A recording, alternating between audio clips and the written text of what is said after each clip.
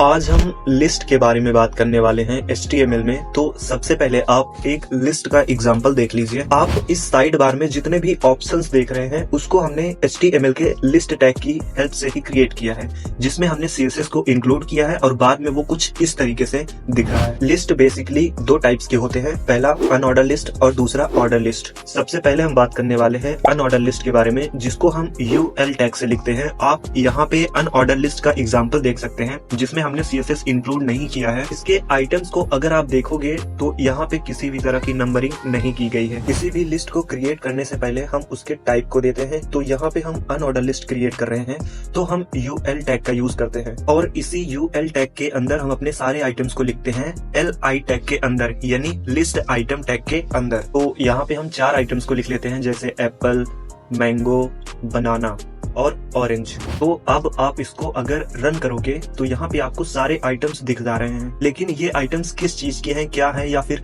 किस टाइप की लिस्ट है, तो उसके लिए हम यहाँ पे एक पैराग्राफ टैग के अंदर मैसेज दे देते हैं कि लिस्ट ऑफ फ्रूट्स। तो अब आप देख सकते हो कि ये किस तरह से दिख रहा है।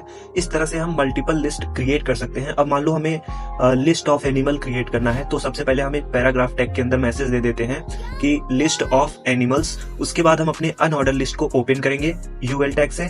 अब इसके अंदर हमने मान लो 4 एनिमल्स को लिखना है, तो सबसे पहले हमने लिखा डॉग, कैट, एलिफेंट और हॉर्स।